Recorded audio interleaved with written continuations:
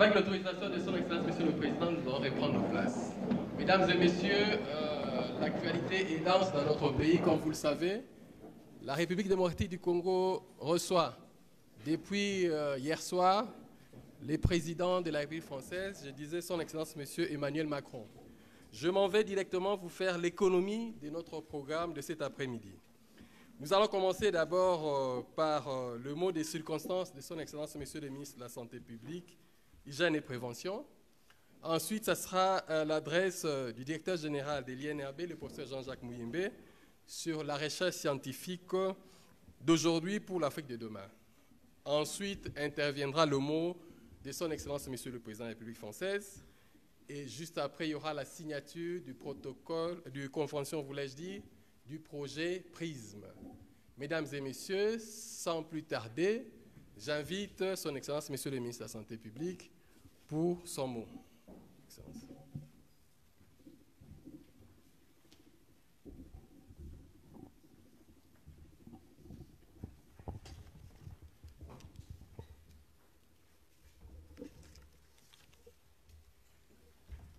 Excellence, Monsieur le Président de la République française, avec l'expression de mes hommages les plus déférents.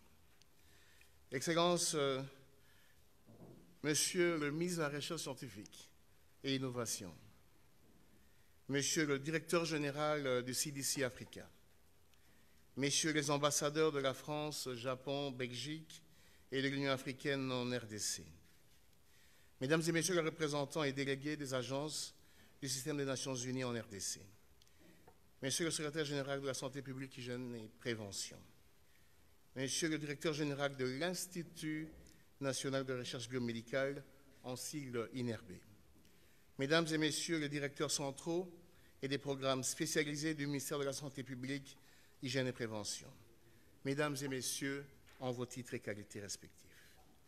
Le 4 décembre 1984, le président François Mitterrand inaugurait l'Institut national de recherche biomédicale, INRB en sigle, fruit de la coopération scientifique entre nos deux pays.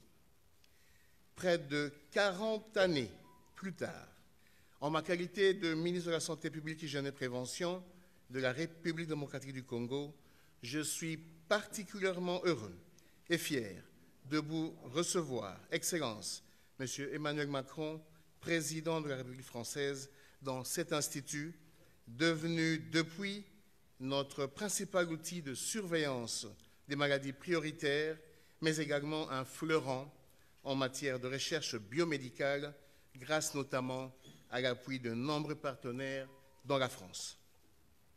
Nul ne peut en effet contester que les conditions qui ont milité à la création de cet outil de recherche et de santé publique sont plus que jamais d'actualité au regard de l'émergence et réémergence des pathogènes dangereux que sont Ebola, les virus de monkeypox, Covid-19 et tant d'autres, à la base des épidémies et pandémies qui perturbent la santé mondiale. La gestion de ces émergences exige une collaboration internationale, car ces pathologies n'ont pas de frontières. La récente pandémie de la Covid-19 en est d'ailleurs une parfaite illustration. La prévention de ces émergences nécessite donc une parfaite collaboration en termes d'information, permettant et surtout favorisant une collaboration scientifique entre les États. C'est ainsi que je salue très chaleureusement, Monsieur le Président, votre initiative dénommée PREZOD, Preventing Zoonotic Disease Emergency, lancée depuis quelques années pour prévenir les émergences zoonotiques.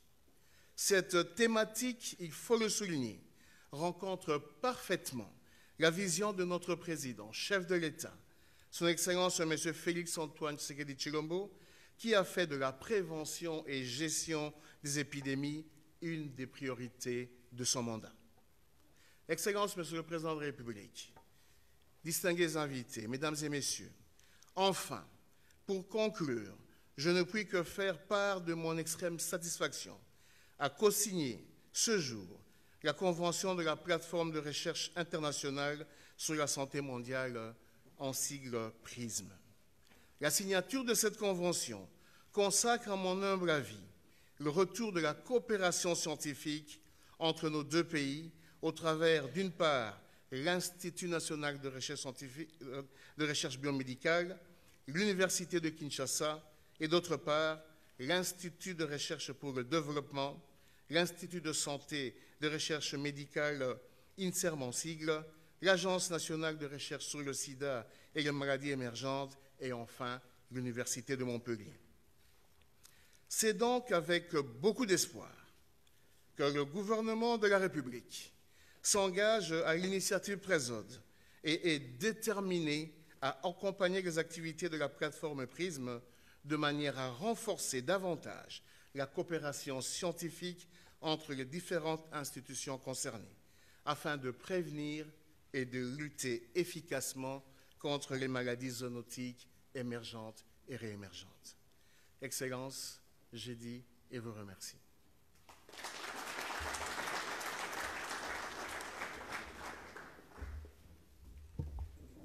Merci beaucoup, Excellence, Monsieur le Ministre, pour votre mot des circonstances. Le professeur Muyembe, c'est lui qui nous accueille ici.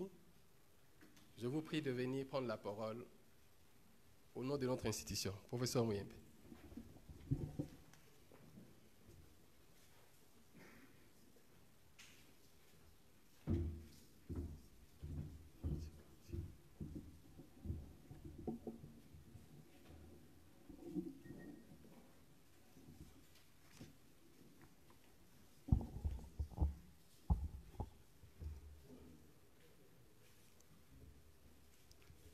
Monsieur le Président, Excellences, Mesdames et Messieurs les ministres, Excellences, Madame et Messieurs les ambassadeurs et chefs de mission diplomatique, chers collègues et amis, distingués invités en vos titres et qualités, bonjour.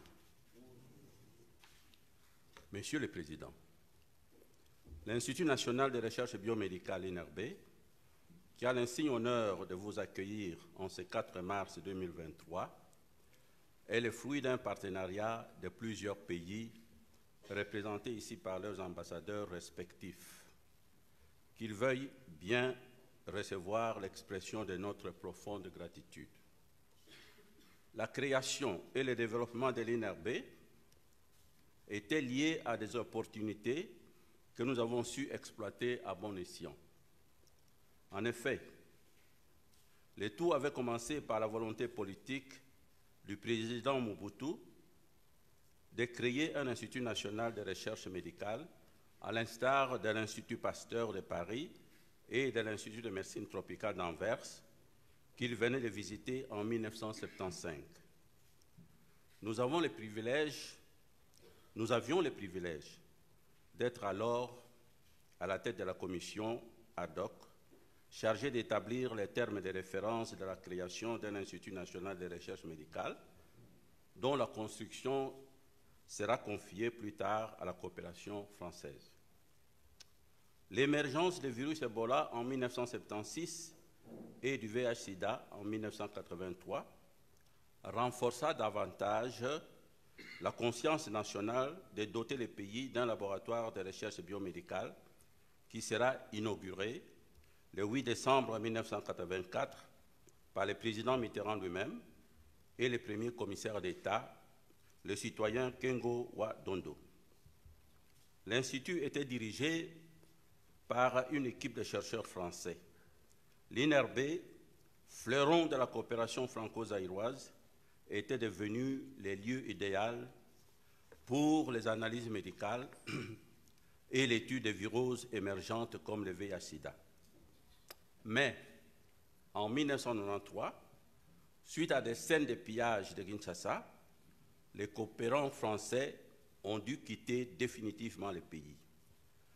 Les coopérations bi- et multilatérales avec les Zaïre avaient été alors interrompues, y compris le financement français pour l'INRB. Néanmoins, le développement de l'INRB avait repris grâce à divers partenariats que nous avons développés. Dans sa configuration actuelle, l'INRB se distingue par ses activités de recherche et de formation qui visent à combattre l'ignorance, socle de pauvreté et de maladies. À l'INRB, la recherche scientifique n'est plus l'apanage des seuls occidentaux et orientaux. À l'INRB, elle est notre activité phare sous forme fondamentale et appliquée. Nous y associons aussi la pédagogie de la sérendipité. Je ne sais pas si ce mot existe en France. Retiré de la pérégrination des 3 fils du roi de Sérendip. Il est généralement admis qu'un bon nombre de découvertes scientifiques est fait par chance, par hasard, et mieux par sérendipité. Louis Pasteur l'a confirmé en disant « La chance ne sourit qu'aux esprits bien préparés ». De même, les chercheurs de l'INRB, partis d'une simple observation clinique en guérissant 7 malades d'Ebola sur 8 transfusés avec le sang de convalescents d'Ebola en 1995, ont découvert quelques années plus tard, grâce à des recherches fondamentales au laboratoire, les facteurs de cette protection inattendue.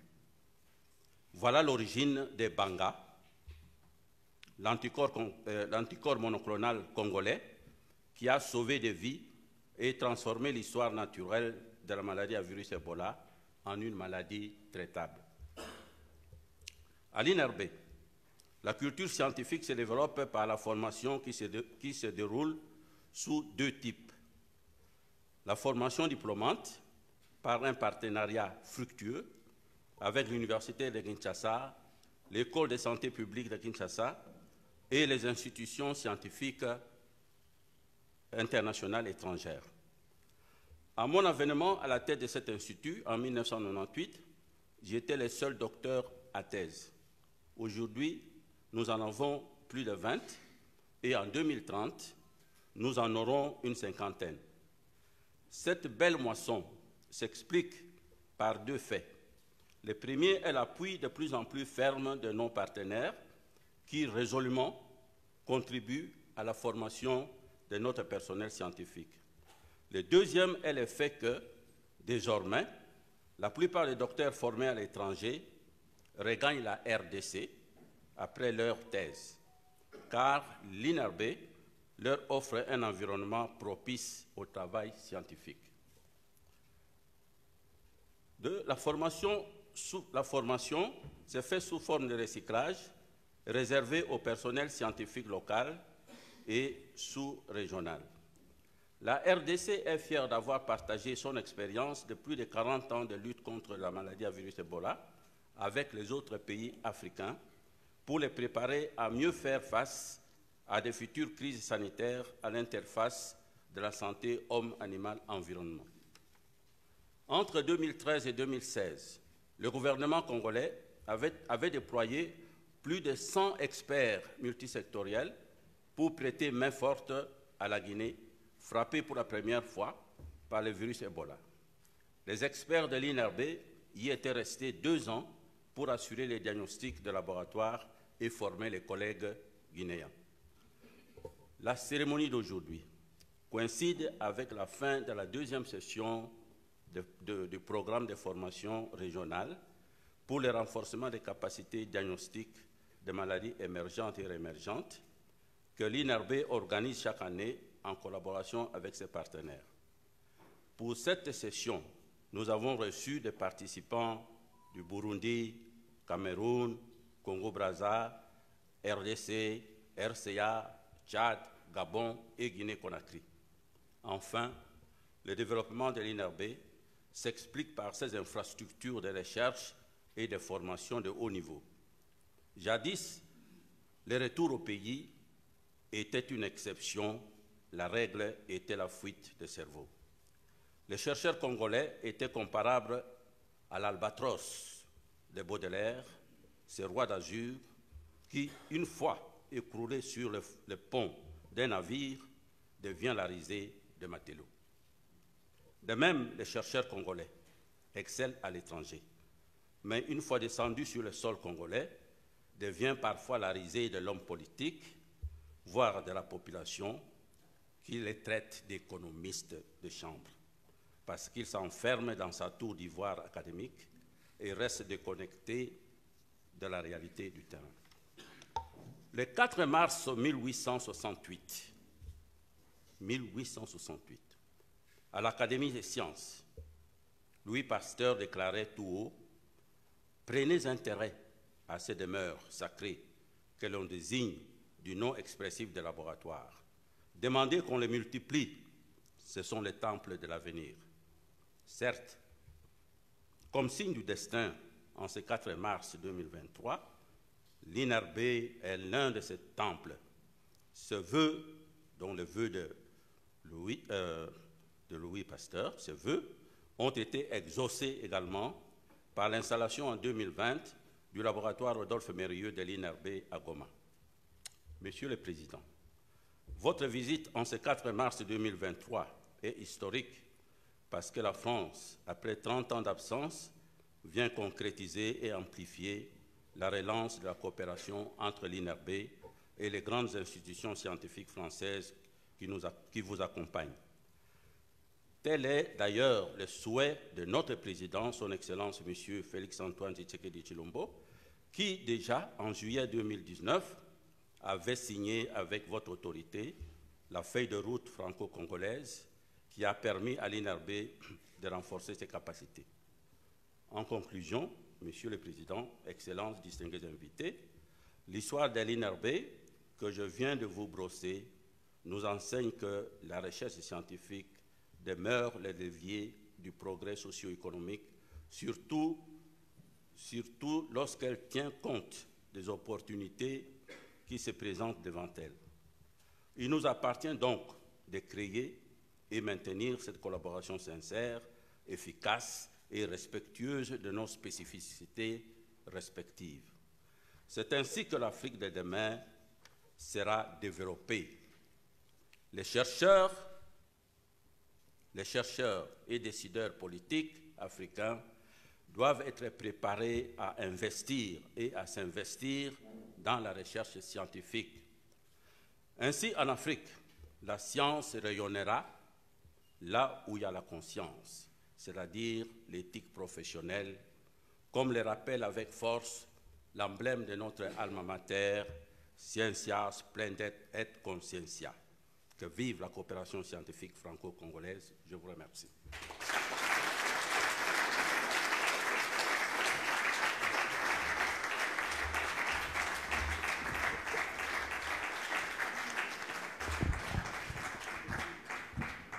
Merci beaucoup, professeur Muyembe, pour votre mot, à la fois historique et qui nous donne des perspectives réelles pour un avenir radieux au niveau du continent. Excellence, Monsieur le Président, qu'il me soit permis de vous demander, au nom de nous tous ici, de prendre la parole, parce qu'on a longuement parlé de la France, de la coopération. J'en suis convaincu que vous avez une réponse à ce que nous venons de suivre. Pas immédiate, mais au moins une perspective dans la coopération entre la RDC et la France. Monsieur le Président, je vous prie de prendre la parole. Merci beaucoup, Mesdames, Messieurs les ministres, Monsieur le professeur, Mesdames, Messieurs les ambassadeurs, ambassadrices, Mesdames et Messieurs, en vos grades et qualités. Tout a été dit par Monsieur le ministre et le professeur à l'instant, Et je tenais à remercier le professeur Muyembe pour l'accueil à l'INRB, ce fleuron de la recherche scientifique congolaise, et le remercier pour les propos qu'il vient de tenir. La sérendipité, c'est le mariage, en effet, du hasard et de la ténacité. Et quand on voit votre parcours et celui de votre laboratoire, il y a peut-être eu des hasards, mais on est convaincu d'une chose, il y a eu beaucoup de ténacité. Et dans le temps, une obstination joyeuse et généreuse à marier les talents, à les former, à les faire grandir, à vous équiper, à tresser les coopérations et à réussir à bâtir ici ce véritable fleuron. Alors, je ne vais pas répéter ce qui a été dit. L'objectif premier était en effet de constituer une forme d'institut Pasteur, et d'ailleurs, vous avez placé sous ses auspices votre propos, ce qui montre la fidélité à ce rêve. Il y a eu ensuite la découverte d'Ebola, le travail qui a été fait, le travail qui ensuite a permis d'aller jusqu'à l'anticorps monoclonal et les expériences très concrètes qui ont été procédées. Puis sur ce chemin, la coopération avec la France, la présence du président Mitterrand en 1984, dont nous avons vu la photo tout à l'heure, qui va sceller une amitié, une coopération inédite. Et même si, il y a 30 ans maintenant, la France a cessé cette coopération du fait des événements politiques, jamais le lien n'a été rompu. Parce que beaucoup de vos chercheurs, de vos post-docs, de vos étudiants même de quelques semestres, ont continué à être formés en France et en particulier à l'Université de Montpellier. J'ai pu le constater tout à l'heure en visitant le laboratoire. Une bonne partie était passée par Montpellier. Et donc ce lien a persisté à travers la formation, les échanges et la circulation des talents, mais avec cette volonté en effet de revenir. Et je n'ai pas vu que ni pour eux ni pour vous, ces ailes de géant vous empêchent de marcher. L'Albatros se porte bien quand il revient à Niarbé et au Congo. Et donc, au-delà de cela, il y a cette formation aussi de nombreux chercheurs et la formation de beaucoup à travers tout le continent, puisqu'on me dit qu'il y a au moins 7 pays d'Afrique centrale ici représentés, avec des femmes et des hommes qui sont passés par l'Institut national de santé publique et qui ont ainsi ici appris. Mais c'est vrai qu'il y a eu un peu moins de coopération, en tout cas, sauf ces mécanismes de formation, une présence différente. Alors nous avons commencé à changer les choses, vous l'avez rappelé, avec la feuille de route franco-congolaise en matière de santé, signée en 2019, qui nous a permis d'engager ensemble des actions ambitieuses pour lutter contre Ebola, le renforcement du système de santé congolais et la création de nouveaux partenariats scientifiques. Et cette ambition partagée nous a permis de faire face ensemble, d'ailleurs, à la crise de Covid-19, où vous avez été en première ligne et où on a pu ainsi contribuer à financer un laboratoire de séquençage qui vous a permis de travailler en temps réel et d'échanger les travaux avec la NRS et tant d'autres laboratoires à travers le monde. Mais aujourd'hui, nous passons une étape supérieure, c'est en effet une nouvelle page qui s'ouvre, avec la plateforme de recherche internationale en santé mondiale et cette convention PRISM. À travers elle, c'est un partenariat nouveau et ambitieux qui se met en place entre l'INRB, l'UNIKIN, 4 institutions scientifiques françaises, l'IRD, l'Université de Montpellier, l'ANRS, l'INSERM, couvrant ainsi de nombreux domaines et les thématiques d'Ebola, la variole du singe, la Covid-19 et les essais thérapeutiques que vous avez vous-même réévoqués. Cette étape d'aujourd'hui, et ce que vous allez en faire concrètement, permet de revenir à la logique, si je puis dire, originelle, mais en ayant beaucoup appris collectivement, et donc en faisant encore beaucoup plus fort, parce que, au fond, nous avons appris quelques éléments qui, à mes yeux, au-delà de la signature d'aujourd'hui, doivent guider nos travaux. D'abord, vous l'avez très bien dit, c'est que, et le ministre y est revenu aussi, tous ces virus n'ont pas de frontières, n'ont plus de frontières géographiques. Qu'elles soient régionales, à l'échelle du continent, ces virus maintenant s'internationalisent en temps réel et nous l'avons encore vécu ces derniers temps. Et donc une coopération internationale du meilleur niveau qui vient compléter les liens que vous avez avec la Belgique, le Japon et plusieurs autres pays est pertinente et vient renforcer le caractère international d'un laboratoire comme le vôtre. La deuxième chose, c'est qu'il n'y a plus de frontières entre la nature, les espèces animales et les hommes. Et là aussi, nous l'avons vécu. Et on en parlait tout à l'heure dans le laboratoire, il y a fort à parier que des espaces d'interaction aussi vibrants avec une biodiversité si riche seront les épicentres, on le sait, d'épisodes à venir, de zoonoses pathogènes, voire létales pour l'homme. Et donc il est important d'y renforcer les lieux de recherche à la pointe avec les meilleurs équipements. Et cette philosophie, si je puis dire, de recherche, alors vous, elle vous est familière, parce que c'est votre quotidien, votre savoir, elle l'était peut-être moins dans les politiques publiques de la santé nationale et internationale. Et je crois que c'est un des éléments que nous avons appris pendant le Covid qui a conduit à ce qu'on a appelé One Health. Et pour moi, ce qui est fait ici, ce qui sera fait sur la base du partenariat et de la convention PRISM est très illustratif de cette stratégie One Health que nous avons défendue maintenant depuis un peu plus de 2 ans, qu'on a encore réévoqué à Libreville dans le cadre du One Forest Summit, parce que c'est la compréhension justement de tous ces phénomènes qui sera clé et la capacité à faire travailler ensemble des disciplines qui se parlaient insuffisamment pour comprendre justement les interactions entre tel phénomène de biodiversité, telle espèce animale avec un virus et évidemment l'espèce humaine. À cet égard, comme je le disais, l'émergence ou la réémergence de zoonoses pathogènes, voire létales pour l'homme, sont directement liées à ce que nous traitons aujourd'hui. Et c'est pourquoi aussi, je suis très heureux, vous l'avez évoqué, Monsieur le Ministre, que la RDC rejoigne l'initiative Présode que nous avons lancée en 2021 et qui vient concrétiser les travaux de ce type. Et puis, dernier point, c'est que nous avons aussi appris qu'il ne fallait plus qu'il y ait de frontières entre la recherche clinique et la capacité à traduire les réponses les plus rapides possibles sur le terrain d'un point de vue épidémiologique et de pouvoir diagnostiquer, traiter, soigner. Si on veut éradiquer les virus dès qu'on les a identifiés et le faire au bon endroit, au bon moment, avec les bons instruments. Et c'est pourquoi, en scellant ce partenariat nouveau et en venant aussi consacrer vos travaux depuis tant d'années, je veux ici dire l'importance pour nous de 2 choses qui viennent compléter ce qu'on est en train de se dire. La première, c'est de continuer de renforcer le système de santé primaire de la RDC.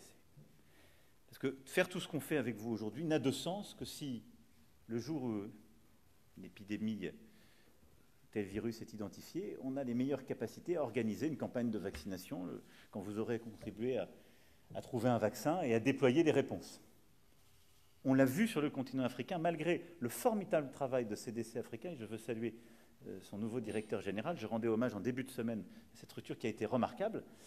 Là où on a buté, vous alliez beaucoup plus vite et vous étiez souvent bien meilleur que CDC Europe. Je le dis avec beaucoup d'humilité. Yazdan s'en souvient, on comparait les chiffres. Mais vous avez buté sur la faiblesse de certains systèmes de santé primaire. Et donc il nous faut en parallèle, nous, renforcer, redoubler d'efforts pour partout sur le territoire avoir un système de santé primaire qui permet d'apporter la réponse à la population au plus vite et au plus près, et aussi d'avoir la bonne politique de prévention, parce que ça n'est pas encore le cas.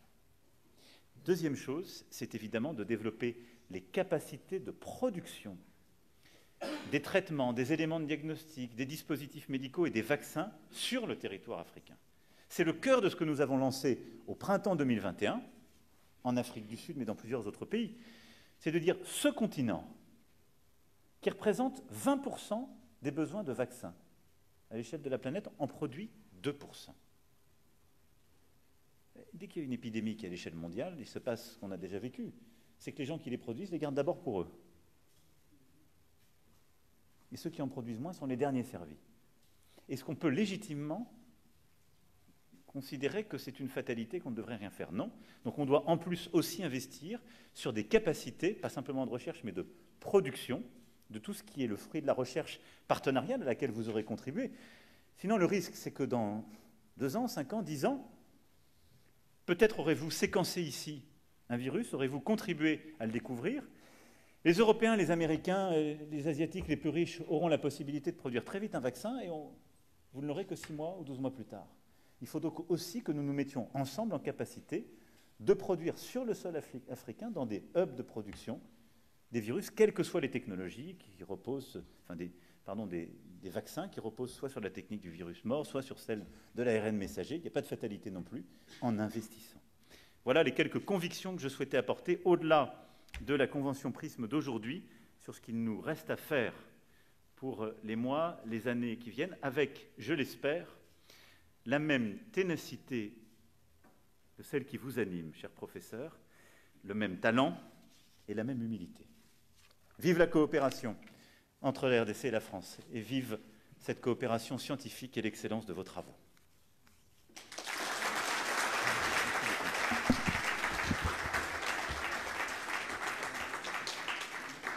Merci beaucoup, Monsieur le Président. Alors, on va prendre la dernière partie de notre activité. Ça sera la signature de la Convention Prisme.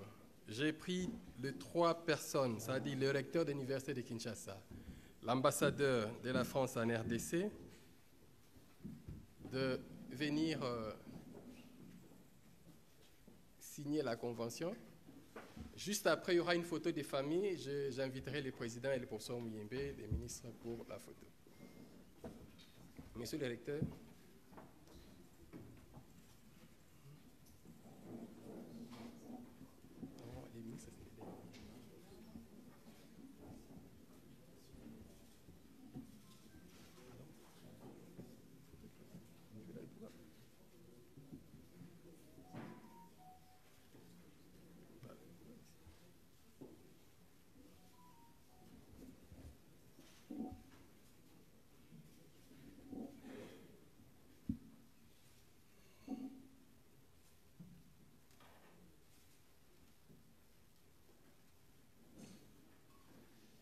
Un bon enseignant, il a l'habitude de corriger de notes, donc ça lui prend un peu légèrement quelques secondes pour signer.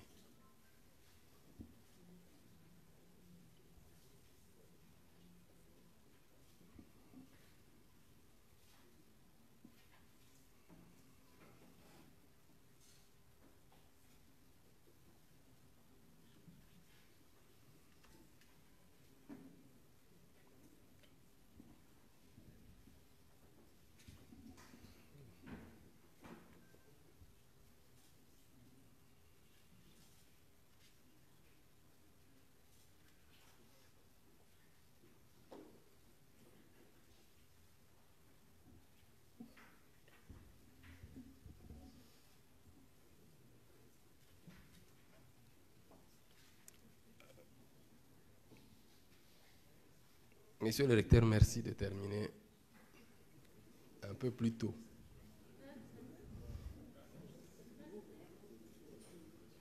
Ah, merci beaucoup, monsieur le recteur. On va appeler monsieur l'ambassadeur. S'il vous plaît, monsieur le recteur, vous restez encore là. Les diplomates ont leur langage, hein, c'est de code, ça passe. Je pense ça va aller un peu plus vite. Monsieur l'ambassadeur, je n'ai pas eu tort.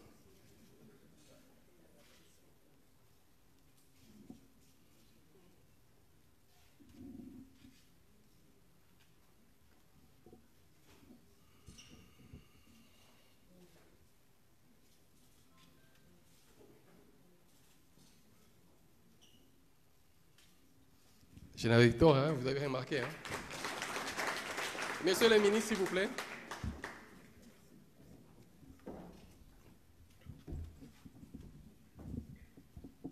Vous conviendrez avec moi, les politiciens ont aussi leur langage.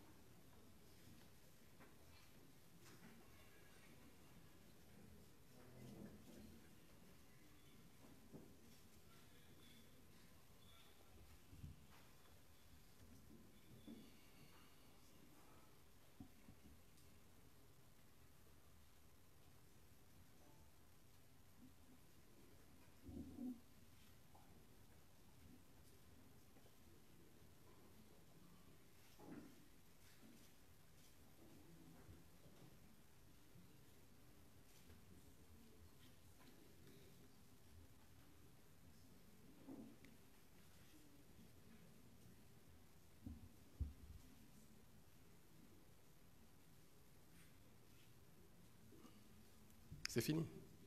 Pas encore. Bon, les politiciens prennent un peu plus de temps. Peut-être pour mieux faire passer le message. Ah, c'est fini quand même. OK. Alors, j'invite nos amis des ANRS, IRD, Université de... Vous restez s'il vous plaît, monsieur le ministre. Je vais simplement faire...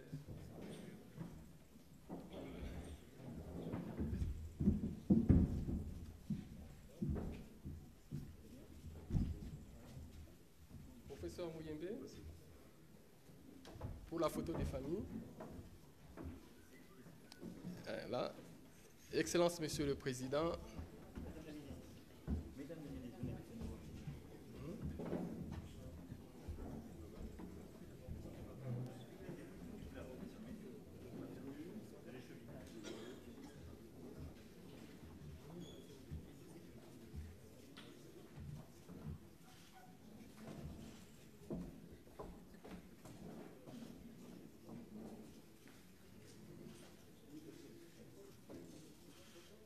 S'il vous plaît, j'ai pas vu... Excellence, Monsieur le Ministre, ce n'était pas l'appel nominal, donc j'ai appelé les membres du gouvernement. Si, Africa, rapidement.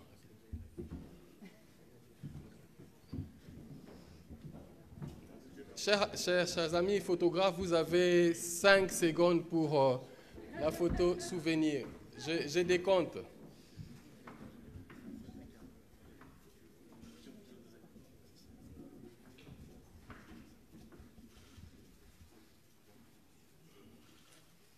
Merci beaucoup, Excellence, Monsieur le Président.